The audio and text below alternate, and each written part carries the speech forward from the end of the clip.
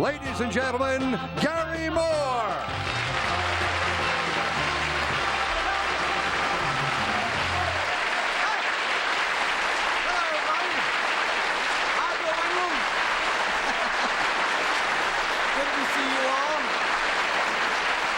Thanks for dropping by. There is an old saying, which I'm sure you've heard, to the effect that lightning never strikes twice in the same place. Well, our first guest doesn't know whether it's true, but he certainly hopes it is, because he got hit by lightning once, and he didn't want it to happen again. It's remarkable that he's here, but he is, and we'll meet him as soon as we've said hello to our panel here on To Tell the Truth. Peggy Cass.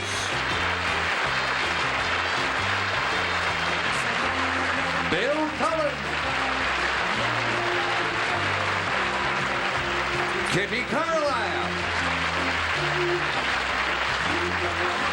And Joe Garagiola.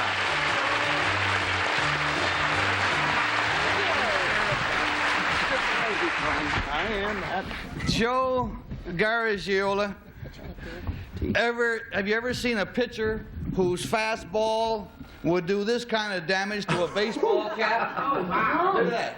Huh? Man, no. That is really something. No pitcher would do that. Oh, well, he would if he could, but I doubt if he's that strong. But I tell you, the pitcher who threw the fastball in this case was old Mother Nature. She slung a lightning bolt that had not only hit this cap, but it hit the kid who was wearing it. Had it on his head at the time. And it's a miracle that he's alive. But he is, and let us meet him right now.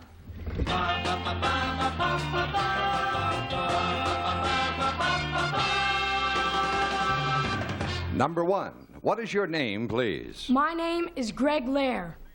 Number 2. My name is Greg Lair. Number 3. My name is Greg Lair. And here is Greg Lair's tale of a thunderbolt. Unbelievable. Says, I, Greg Lair, was struck by lightning while playing baseball. Although there was no lightning before I was hit, and none afterwards, that one little cloud that passed overhead sure packed a wallop. The bolt entered my forehead and went out through my heel. It shredded my baseball cap and knocked me to the ground unconscious.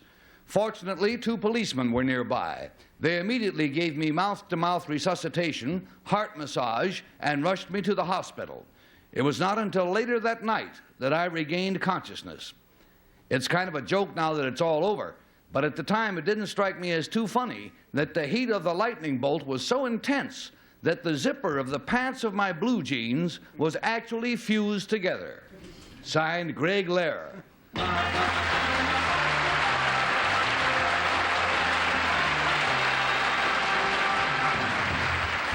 I must say, that's one way to attract a fellow's attention. We'll be right back after a couple of commercials, okay?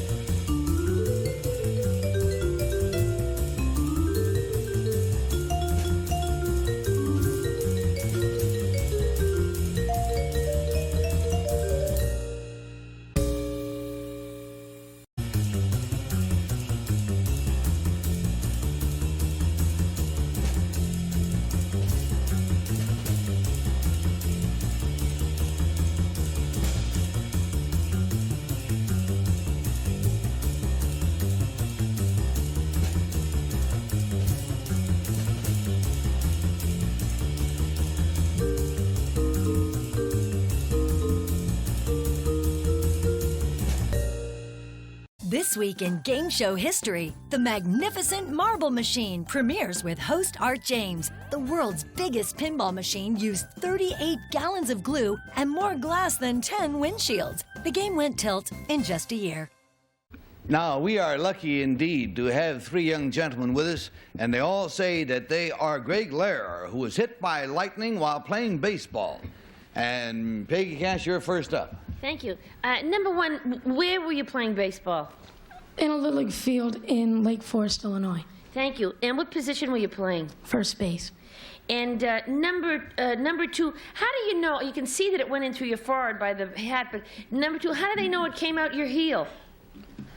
I don't know. They just, after I had recovered, they told me what had happened. And was there a burn on your heel, too? Well, there was a burn on my pants leg. It actually didn't come out my heel, but it came out through my pants alongside of my heel. Oh, I see. Number three, the policeman gave you mouth-to-mouth resuscitation, and they gave you massage your heart, right? Right. Well, had you stopped breathing and had your heart stopped? Uh-huh. For how long? I think about 30 seconds at the most. Oh, now number three, when you got out of the hospital, how long did you have to stay in the hospital? A week. And did it do any other damage to you at all? It burnt me where I had metal. Oh, gee whiz. Oh, boy. All right, let's go on to Bill Cullen. Now, I'll stay with number three. Did the lightning come out your heel? Was that stated by the people in the hospital? Yes. And then I'll ask the same question we asked number two, or Peggy asked. Do you have a burn where the lightning exited? Yes.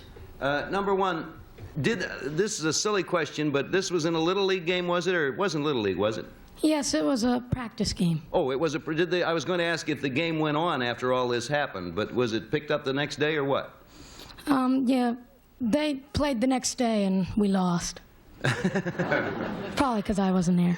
That's very good reasoning. What position did you play, number one? First base. Now, there were people standing next to you, like you're not too far away from the second baseman, and was there a first base coach there, too? Yes, for the other team. And none of them were touched by this? Yes, they fell down and the first base coach's hair was singed, but not as bad as me. Well, now, while we're on that subject, I'll stay with number one. Was your hair singed? Yeah, a little bit, but we went to the barber shop and had that part cut off. Very well done. That used to happen in baseball. It happened a lot to Joe Garagiola. Oh,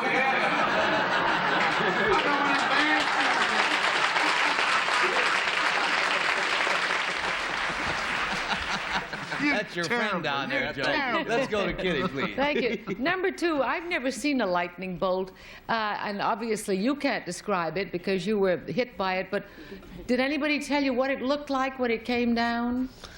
Well, I had a friend, he was a shortstop, Yeah. and he told me it kind of looked like just like a real fast piece of light, and I was on the floor. It instantly knocked on the third baseman too. Uh-huh. And number two, were you wearing spike shoes? You mean metal? Uh-huh. They don't allow those in Little League. Uh-huh. And number three, what did your mother say? Hail Mary, full of grace. Oh, she was just relieved that I was all right. Number two, now that you found that your life had been saved through mouth-to-mouth resuscitation and heart massage, do you know how to do it? Could you do it for somebody else? Well, I don't really know because I was out when they did it to me. Stands to reason. Don't kid around with them. Those guys are way ahead of us. You know that. And, Joe, if you've recovered sufficiently, we'll go to you. Number three, were you playing first base when this happened? No, I was playing third. You were playing third. Number two, where were you playing? I was pitching. You were pitching. Number two, were you on a high mound when this happened? A regulation league of, I don't know about... But it was higher than the normal infield. Yeah, Let me stay with you, number two. The slab, was that of rubber or wood? it was rubber. It was rubber, huh? Number three, where else did you get burned? You say wherever you had metal. We know your zipper had some problems. Around my neck, where I had a necklace, and that was all. Number one, did you get burned any place besides the zipper? Yes, I got burned around my knees. They were singed together. And a little bit on my head, but it's gone now. Your knees were what? Singed together. Together? Yes, sir. Really? Why? Let me stay with you. How? Just from the bolt of lightning? Yeah, I guess that's it. I was just on the ground. I don't know why. It was so intense. Number... Oh, my. Well, all right, gentlemen. We've got our own bolt of lightning in the form of a bell has struck us down. It is time now to mark your ballots and decide whether you think it's number 1 or number 2 or number 3.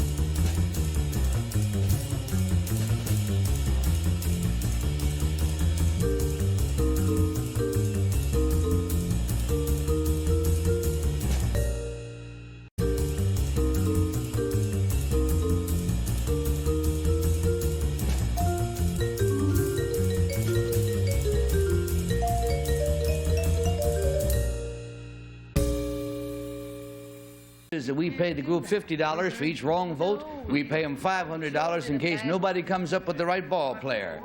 And what we got a problem, fellas? What is it over You'll here? see. You'll see. All right, we'll get to that. Peggy. Well, Yeah, but I did it before all that. Well, what? I don't understand what the discussion I is. changed because I had the wrong number. Oh, I see. Well, all right. Is that okay? Sure. Teach? Sorry. Yeah, Peg. well, I thought they were all very good. And number 1, you really got some imagination. You should write science fiction. And number 2, I really liked you too, but there's something about number 3. He just, they play a lot of ball down south, and he sounds like a good old Southern boy to me. All right, so we got a 3 showing, and we're going to Bill Cullen. When I was a kid fooling around in baseball, that couldn't have happened to me. Why not? We didn't have zippers. Still had the old button bit when I was a kid. Actually, number 2 and number 1 seem to be changing their stories. The person who stuck with his story and gave short, concise, direct answers was number 3, and for that reason I voted for him. And so with a pair of 3 showing, we go to Kitty Carlisle. I think they're all good baseball players, but I voted for number 3, too. Also a 3. Now, Joe Garagiola has more baseball experience than all of us put together, originally wanted to vote one way. What would you start? I was going to vote number 3 until number 1 said that his legs were singed together. I think what the word he was trying to come up with was fused, because there was a little leaguer who was struck by lightning. I saw the story. I did a radio show on it where his legs had been fused, and unless it had happened to him, he wouldn't know about it. So I went on that. So you changed from 3 to number 1. All right. I'm probably wrong. Allowed to change, and this is the way we go. The votes are all in.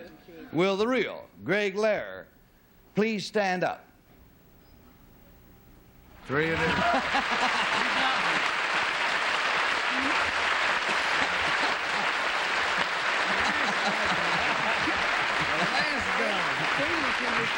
Yeah, you got caught off base there, Joe. Let's find out about your friends. Greg Lehrer, number 1. What is your real name, please, and what do you do? My name is Mark Alloway. I attend Lawrence High South in Lawrenceville, New Jersey. Ah, there. And number 2, how about you? My name is Jeff Royce, and I attend Turtle Hook Junior High School in Uniondale, New York.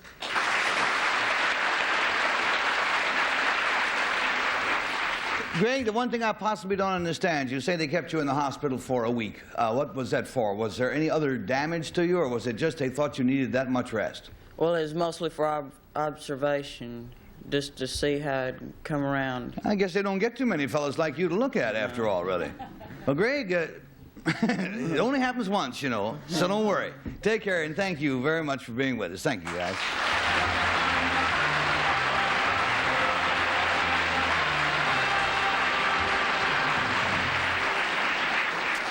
Well, now, the cost of living has made do-it-yourselfers out of a whole lot of us, and our next guest is no exception. But what he wants you to do for yourself, you'll be amazed. So hang around.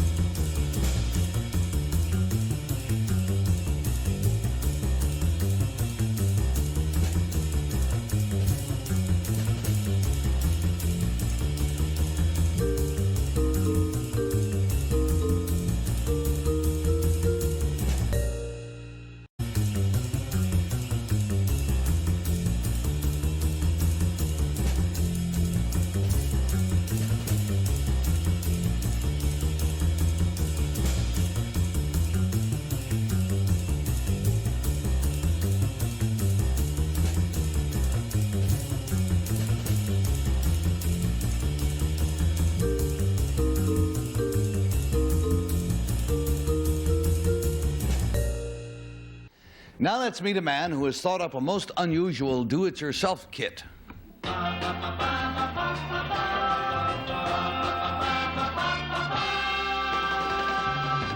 Number 1, what is your name, please? My name is James Winder.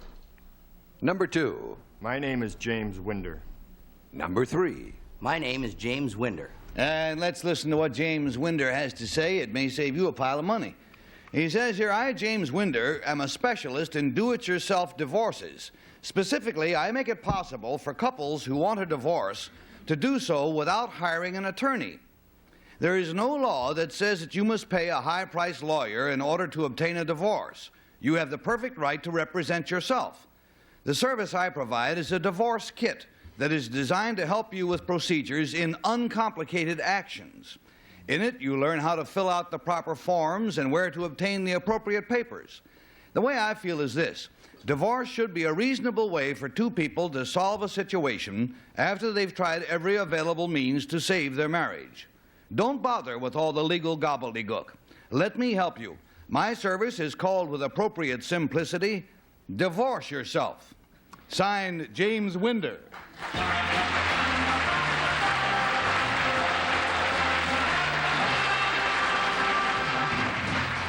And Kitty Carlisle, you want to have first whack at this? Yeah, I think it's a marvelous idea. Number 3, what is the first step in your kit? The first step is normally for you, for one of the parties to come and see me. They have to come and see me. Oh, you don't sell, number 2, you don't sell these kits anywhere else? Only in New York State. Well, where do they have, what is the first step when they come to see you? What is the first step in the kit? The first step in the kit is an index number. What? An index number. Well, number one, what I'm trying to find out is what is the first thing you do if you want to be your own lawyer in a divorce proceeding? You decide not to get along with your wife. Yes, and then what do you do? Then you contact me through an ad. We have a meeting. You and your husband or your wife decide how you're going to handle this, and you then take the kit and follow the steps given. Well, what is the first step? The first step is going to your county court and getting a number on the calendar. And then number two, what do you do after that? You have a summons served on your spouse. And do you have to have a summons served on yourself? On your spouse. Oh, on your spouse. Right. And do you decide between you who gets the summons? Well, the summons is served on a defendant in the action. You have to determine who will be the plaintiff and who will be the defendant. Well, number three, don't you have to agree on this? Oh, my, all right. Yeah, we're going to go on to Joe. Number three, don't you have to agree on this? Inasmuch as the kit is for uncontested divorces, yes, it has to be agreed upon.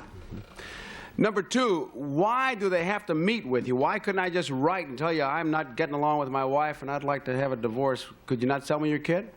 Yes, we could, but we also have an audiovisual show that explains to you what Divorce Yourself is all about. Number one, do you have many special features of this kit that you have to explain? It should be explained in its total picture and concept. What would happen on a special basis is the fact that you need to know A to Z how exactly to follow the steps. And oftentimes, as intelligent as we think we are, this is better done in person with both parties there to avoid confusion. Number two, do you have a legal background that lets you make up this kit? No. I'm a barber by trade.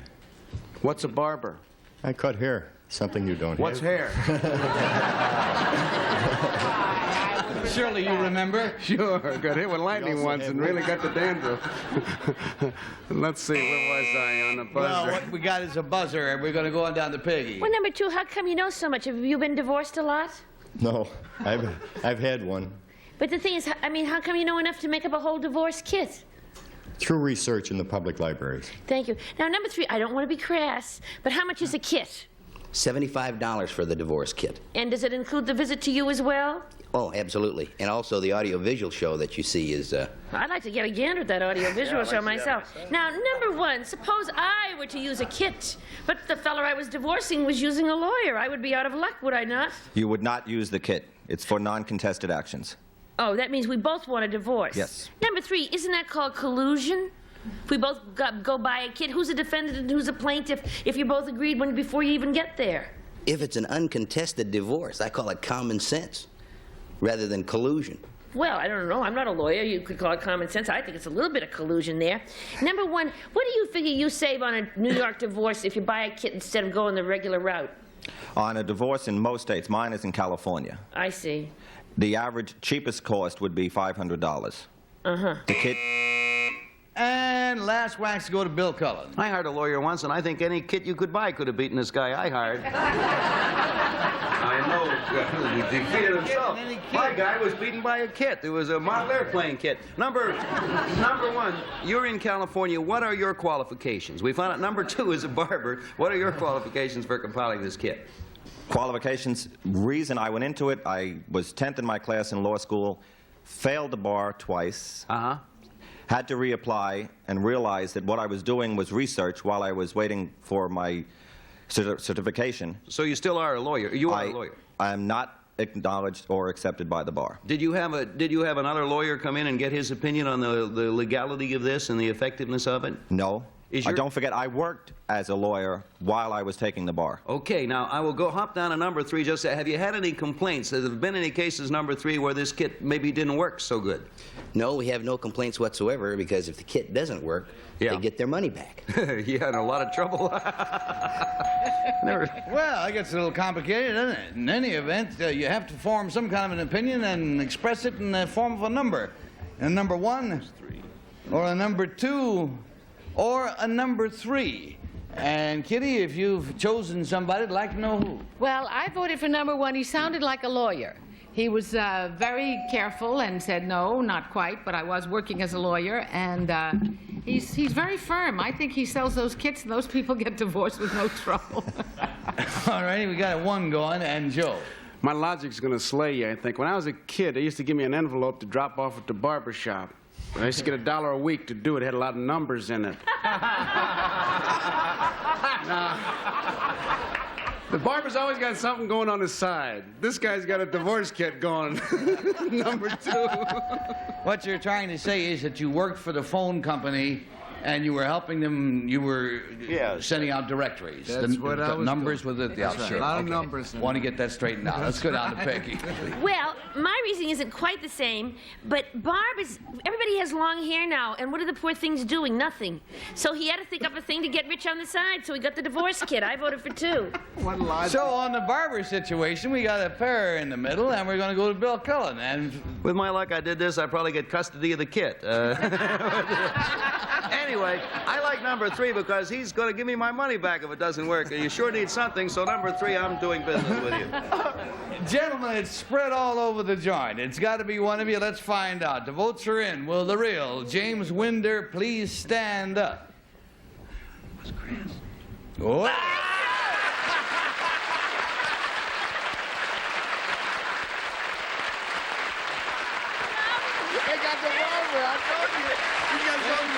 Let's find out about you other two. Now, number 1, sir, what is your real name, please, and what do you do? My name is Charles Finnerty. I'm salesman in New York for an office equipment company, Paperflow. Ah,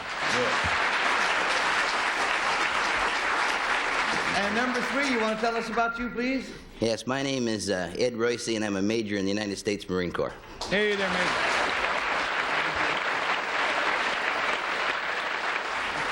James Winder, I don't think we established in what state you function. Strictly in New York State. Strictly in New York State. Right. It's a novel idea, I must say that. Thank you, James Winder, and thank you, gentlemen, for being with us. Take care.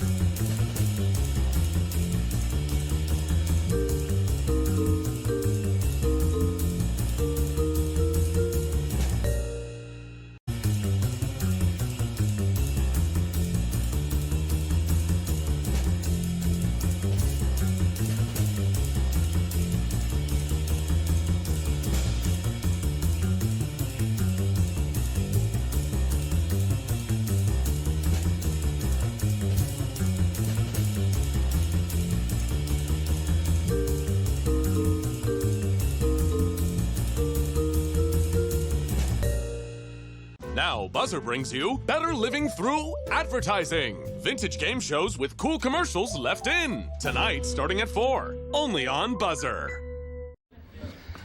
Getting back to this question of getting struck by lightning, you know, golfers a lot of times make the mistake of running under a tree if here's a storm's coming. And of course, a tree being the highest thing, it's likely that that's why the tree's going to get hit, and likely you're going to get hit. If you happen to be out in the open, the best thing to do is just lie down flat. I never knew. And then it'll jump to the next highest thing. You keep as low a profile as dig a hole. You don't have time to dig a hole. But if you see a storm coming and you can't get the shelter, lie down. And we'll see you soon.